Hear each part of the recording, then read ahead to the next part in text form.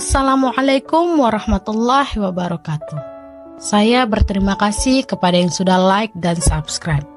Semoga channel ini berkembang dan bisa memberikan manfaat serta pelajaran bagi kehidupan kita semua. Saya doakan kalian semua sehat, panjang umur, dan diberikan harta yang melimpah dan berkah. Malam itu, seperti malam-malam sebelumnya, Hong Kong tetap benderang di luar sana. Sari duduk di sudut kamarnya yang sempit, hanya bisa mendengar detak jarum jam yang menggantung di dinding. Pikirannya berlarian, mengembara ke kampung halaman, membayangkan rumahnya di desa, sawah hijau, dan suara gemericik air sungai kecil. Di sana, hidupnya begitu sederhana namun penuh cinta. Jauh berbeda dari kehidupan dingin dan serba terbatas yang kini dia jalani. Menjadi seorang TKW adalah keputusannya sendiri. Sari rela meninggalkan desanya untuk membantu keluarganya. Sebagai anak sulung, tanggung jawab besar berada di pundaknya. Semua berawal dari janji kehidupan yang lebih baik di Hong Kong. Namun, kenyataannya jauh berbeda dari bayangannya. Majikan perempuannya memang baik hati, menganggap Sari bukan sekadar pekerja, melainkan teman. Tapi kebahagiaan itu tak berlangsung lama. Sejak majikan perempuannya sering bepergian untuk urusan bisnis, suasana di rumah itu berubah. Mr. Wong, yang awalnya selalu bersikap sopan dan menjaga jarak, mulai menunjukkan tatapan berbeda. Tatapan yang membuat Sari merasa terancam. Malam-malam ketika majikan wanitanya pergi, suasana berubah menjadi mencekam. Rumah yang luas dan mewah itu terasa semakin sempit, dan Sari merasa seperti terjebak. Puncaknya terjadi suatu malam. Angin malam menerpa gorden jendela, dan suara langkah kaki Mr. Wong terdengar semakin dekat. Dia mendekat dengan tatapan yang sudah Sari kenali, tatapan yang penuh nafsu. Tanpa bisa melawan, Sari terjebak dalam pelukannya. Rasa takut mencekik napasnya. Namun tidak ada suara yang bisa keluar dari mulutnya. Air matanya jatuh perlahan saat Mr. Wong merampas kehormatannya. Maafkan aku, Sari. Ini bukan yang kuinginkan, tapi aku tidak bisa menahan diri, ucap Mr. Wong, seolah-olah kata-kata itu bisa menghapus dosa yang baru saja dilakukannya. Keesokan harinya, Sari tetap menjalani pekerjaannya seperti biasa. Namun, ada yang patah di dalam dirinya. Setiap kali melihat cermin, dia merasa jijik pada dirinya sendiri. Setiap kali bertemu tatapan Mr. Wong, perutnya mual, bukan hanya karena perbuatan itu, tetapi juga karena kebencian yang perlahan membakar hatinya. Tapi, di negeri yang bukan miliknya, kepada siapa dia harus mengadu? Bulan demi bulan berlalu. Sari mencoba melupakan kejadian malam itu. Namun, tubuhnya mulai memberikan tanda-tanda yang tak bisa dia abaikan. Pagi-pagi dia sering merasa mual, tubuhnya lemas, dan siklus haidnya terhenti. Sari tahu apa artinya itu. Dia hamil. Kenyataan itu menghantamnya keras. Rasa takut menguasainya. Apa yang akan dikatakan majikan perempuan?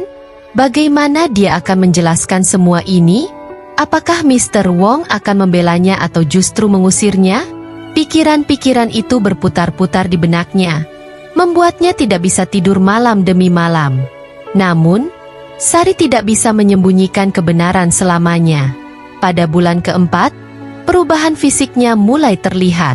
Nyonya Wong, yang pulang setelah beberapa bulan bepergian, langsung menyadari perut Sari yang membesar. Wajahnya memucat, matanya penuh kemarahan. "Apa ini?" seru Nyonya Wong, suaranya bergetar. "Apa yang kau lakukan, Sari?" Sari terdiam, tak mampu mengeluarkan kata-kata. Lidahnya keluh. Dia tahu tidak ada penjelasan yang akan cukup untuk memperbaiki situasi ini. Mr. Wong masuk ke dalam ruangan. Dia segera tahu bahwa rahasianya telah terbongkar. Wajahnya berubah pucat. Sari melihat kilasan rasa bersalah di matanya, tetapi itu tidak cukup untuk menghapus kebencian yang tumbuh di hatinya. Nyonya Wong mulai menangis, dan di saat yang sama, amarah menguasainya. Dia memukul Mr. Wong di dada, berteriak bahwa dia merasa dikhianati. Namun, yang mengejutkan bagi Sari, Mr. Wong tidak menyangkal. Dia mengakui semuanya. "Aku yang salah. Ini salahku," ucapnya dengan suara rendah. Kemudian, dia melakukan sesuatu yang tidak diduga oleh Sari ataupun Nyonya Wong. Dengan penuh rasa bersalah, dia berlutut di depan Sari. "Sari, aku tahu aku telah menghancurkanmu. Tapi aku akan bertanggung jawab. Aku akan menikahimu." Janji Mr. Wong menggema di ruangan itu. Nyonya Wong berlari keluar, meninggalkan apartemen tanpa sepatah kata pun lagi. Sari hanya berdiri kaku, tidak tahu bagaimana harus bereaksi. Apakah ini solusi? Apakah menikah dengan lelaki yang telah menghancurkan hidupnya adalah jawabannya? Sejak malam itu, kehidupan Sari berubah drastis. Tidak ada lagi pekerjaan sebagai pembantu rumah tangga, tidak ada lagi pakaian seragam yang selalu dikenakannya. Mr. Wong, sesuai dengan janjinya, menikahi Sari dalam upacara sederhana yang hanya dihadiri oleh beberapa orang. Nyonya Wong tidak pernah kembali. Namun, meski pernikahan itu legal, perasaan Sari tetap bercampur aduk. Di satu sisi, ia merasa lega karena tidak harus mengurus semuanya sendirian. Tetapi di sisi lain, bayang-bayang malam mengerikan itu masih menghantuinya. Setiap kali melihat wajah Mr. Wong, dia diingatkan pada luka yang tidak pernah bisa sepenuhnya sembuh. Mr. Wong berubah. Dia menjadi lebih lembut, lebih perhatian, dan berusaha keras untuk menunjukkan bahwa dia sungguh-sungguh mencintai Sari. Setiap malam, dia duduk di samping Sari, membacakan buku atau hanya berbicara tentang masa depan anak mereka. Namun, ada sesuatu yang hilang, rasa percaya. Hari-hari berlalu. Perut Sari semakin membesar, dan bayi mereka tumbuh sehat di dalam rahimnya. Tapi di setiap langkahnya, Sari merasakan beban yang lebih dari sekadar kehamilan. Dia membawa luka emosional yang begitu dalam, hingga sulit baginya untuk sepenuhnya memaafkan Mr. Wong. Di dalam hatinya, Sari tahu bahwa meskipun pernikahan ini mungkin adalah takdirnya, dia tidak bisa melupakan masa lalu begitu saja. Anak mereka lahir pada malam yang tenang. Tangisan bayi itu memenuhi ruangan, dan untuk pertama kalinya setelah sekian lama, Sari merasakan harapan yang baru. Melihat wajah kecil itu, dia merasa ada secercah cahaya di tengah kegelapan hidupnya. Mr. Wong menangis saat pertama kali menggendong bayi mereka, berjanji untuk memberikan kehidupan yang baik bagi keluarganya. Namun, cinta yang lahir dari rasa bersalah tidak selalu cukup.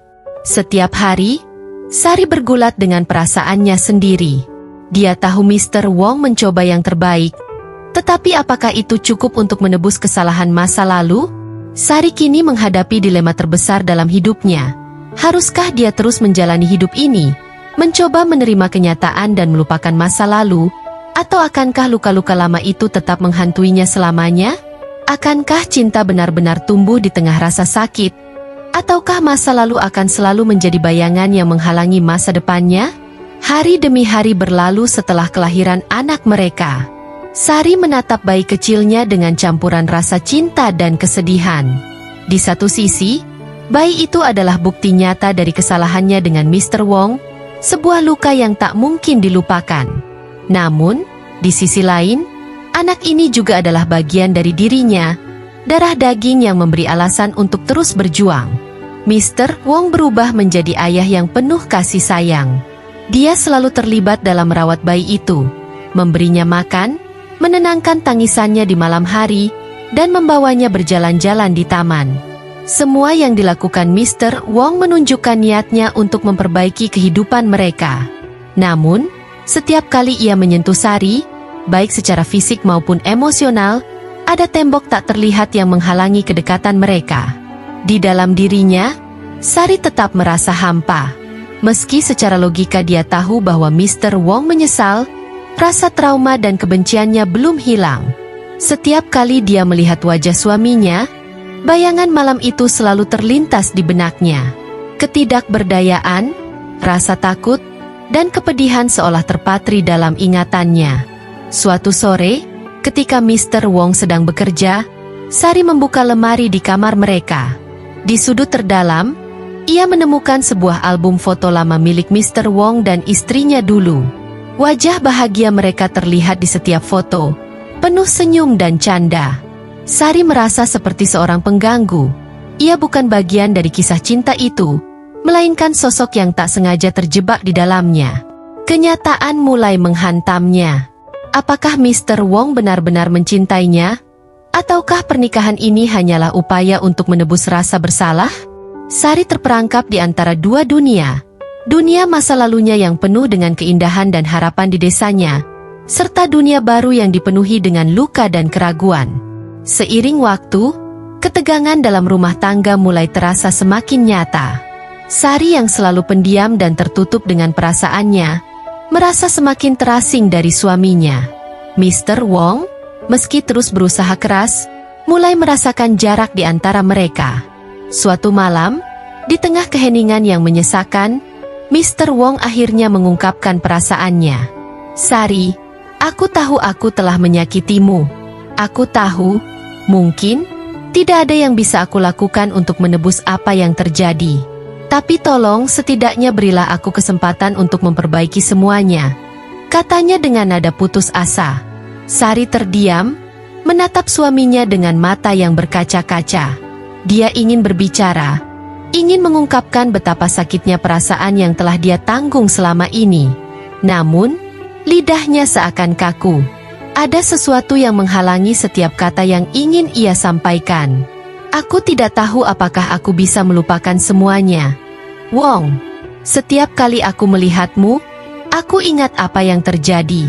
Dan aku takut bahwa perasaan ini tidak akan pernah hilang. Jawab Sari dengan suara bergetar. Malam itu, Sari merasa semakin jauh dari Mr. Wong. Mereka berdua tahu bahwa masalah di antara mereka bukanlah sesuatu yang bisa diselesaikan dengan mudah. Luka yang ada terlalu dalam, dan waktu tampaknya belum cukup untuk menyembuhkannya. Meskipun kehidupan mereka terus berjalan, pergulatan batin dalam diri Sari semakin kuat. Dia merasa terjebak di antara tanggung jawab sebagai ibu, istri, dan perasaannya sendiri yang belum terselesaikan. Suatu hari, ketika anak mereka sudah berusia hampir 2 tahun, Sari memutuskan untuk melakukan sesuatu yang belum pernah dia lakukan sejak kejadian itu, mengunjungi seorang konselor. Meski awalnya merasa ragu, ia tahu bahwa dia harus berusaha memperbaiki perasaannya untuk kebaikan dirinya sendiri, juga anaknya. Konselor tersebut, seorang wanita parubaya dengan senyum ramah, mendengarkan kisah Sari dengan penuh perhatian. Sari menceritakan segala yang terjadi, dari awal kedatangannya di Hong Kong, hubungan dengan majikannya, hingga malam kelam yang mengubah hidupnya selamanya. Bagaimana perasaanmu tentang semua ini? Tanya konselor setelah mendengar seluruh ceritanya. Aku merasa hancur, marah, dan bingung. Aku tidak tahu apakah aku harus membencinya atau mencoba memaafkannya. Kadang-kadang, aku merasa kasihan padanya, tapi aku tidak bisa sepenuhnya memaafkan apa yang telah terjadi. Jawab Sari, air matanya mulai jatuh. Konselor itu tersenyum lembut. Proses memaafkan bukan hanya tentang membebaskan orang lain, tapi juga membebaskan diri kita sendiri. Jika kamu terus menyimpan kebencian itu, kamu akan terus terjebak dalam rasa sakit yang sama. Kata-kata itu menggema di benak Sari. Proses penyembuhan memang tidak mudah, tapi mungkin ini adalah langkah pertama yang harus dia ambil. Belajar memaafkan, bukan untuk Mr. Wong, melainkan untuk dirinya sendiri. Setelah beberapa bulan terapi, Sari mulai merasakan perubahan kecil dalam dirinya. Dia mulai lebih terbuka kepada Mr. Wong, meskipun hubungan mereka masih jauh dari sempurna. Ada momen-momen kecil di mana dia bisa melihat sisi manusiawi dari pria yang pernah menghancurkannya. Seorang ayah yang penuh kasih sayang dan seorang suami yang mencoba yang terbaik. Namun, luka masa lalu tidak sepenuhnya hilang. Setiap kali dia merasa mulai percaya, bayangan kejadian malam itu kembali menghantui. Sari tahu bahwa ini bukan proses yang mudah, dan mungkin butuh waktu bertahun-tahun untuk benar-benar sembuh. Tapi untuk pertama kalinya, dia merasa ada harapan. Hubungan mereka mulai perlahan membaik. Tidak ada keajaiban atau perbaikan instan. Namun mereka berdua berusaha. Mr. Wong, yang sebelumnya lebih banyak diam, mulai lebih terbuka tentang perasaannya. Sari, dengan bantuan terapi, mulai bisa berbicara tentang perasaannya tanpa merasa tercekik oleh trauma masa lalu. Anak mereka menjadi jembatan yang menghubungkan mereka. Setiap kali melihat tawa dan senyum anaknya, Sari merasa ada harapan baru.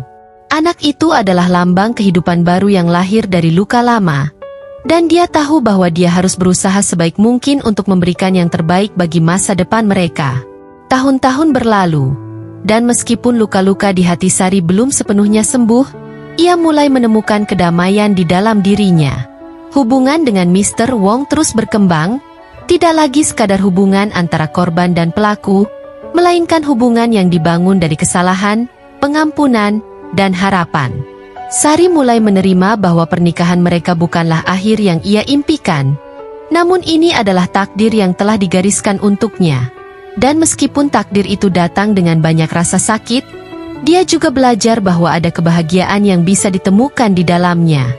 Pada suatu sore yang cerah, di taman kecil tempat mereka biasa menghabiskan waktu bersama anak mereka, Sari merasakan kebahagiaan yang sederhana. Dia memegang tangan Mr. Wong sambil menatap anak mereka yang berlarian dengan tawa riang. Untuk pertama kalinya dalam waktu yang lama, Sari merasakan kedamaian. Meskipun masa lalu mereka penuh dengan luka, mereka telah menemukan cara untuk saling menerima. Bukan karena cinta yang sempurna, melainkan karena cinta yang lahir dari rasa sakit dan pengampunan. Di tengah perjalanan panjang dan berliku ini, Sari akhirnya menemukan bahwa hidup tidak selalu seperti yang kita harapkan. Tapi kadang-kadang, dalam pelukan takdir yang tidak sempurna, kita bisa menemukan kebahagiaan yang sejati.